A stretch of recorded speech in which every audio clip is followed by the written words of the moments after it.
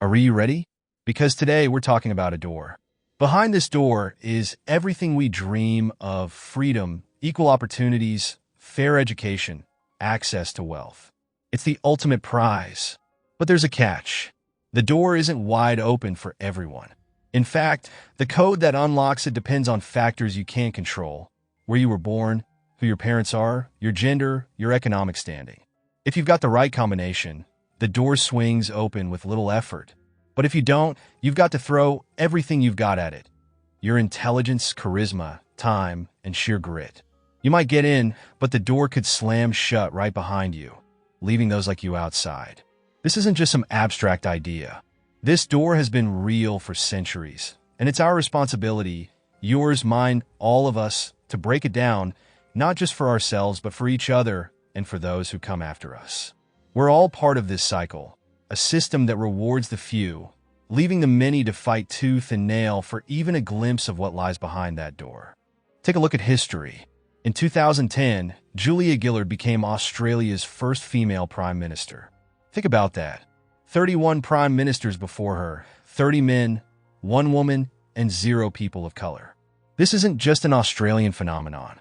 Look at any country at any time in history, and you'll see it: the door wide open for a select few, slammed shut for everyone else. Breaking it down doesn't mean it stays open forever. Often it closes again, tighter than before. But here's the thing: breaking down the door is more than just about getting through for yourself. It's about holding it open for those who are following. It's about making sure that the door doesn't slam shut behind you. We have a duty, a responsibility, to create more spaces at the table, to widen the door so that it's no longer a privilege reserved for the elite few. Julia Gillard knew this firsthand. During her 3 years in office, she faced a barrage of sexist insults, particularly from the opposition leader, Tony Abbott. Despite enduring these attacks quietly, focusing on her work, there came a day when she had enough. On October 9th, 2012, Julia stood up in Australia's parliament and delivered the now iconic misogyny speech. For 15 minutes, she tore Tony Abbott apart, calling out every sexist remark he'd ever made.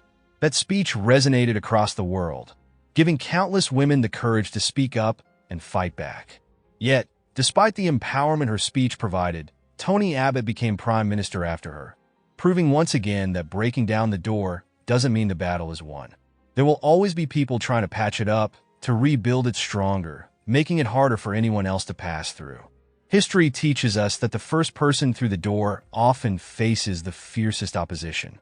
It doesn't get easier after one person breaks through. Sometimes it gets even harder. Just look at Jackie Robinson. On April 15th, 1947, he walked onto the field as the first black player in Major League Baseball. The press hailed his signing as the end of racial segregation in the sport. But did you know Jackie wasn't the first? Moses Fleetwood Walker had played in the majors 63 years earlier, in 1884. He broke down the door, but the door didn't stay open. It took 6 decades before another black player could follow him. The truth is, breaking down the door once isn't enough. Real change only happens when we keep pushing, keep fighting, and keep supporting one another. One person's success doesn't signal the end of the fight. If we rest too soon, the door will close once again, and the cycle will start all over. Think about the women's suffrage movement. It took over a century of protests, petitions, speeches, and marches before women in the United States earned the right to vote. Many of the women who fought for that right didn't live to see it happen. They started chipping away at the door, knowing that it might take generations for it to fully open. And that's what we have to do: keep pushing, keep fighting, even when it feels like progress is too slow, even when it seems like we've achieved victory. Complacency is our greatest enemy. Whether it's in your workplace, your community, or even your sports team, don't just knock on the door. Don't be satisfied with being let in. Hold it open. Keep it open. Help others to step through with you. This isn't just about personal success.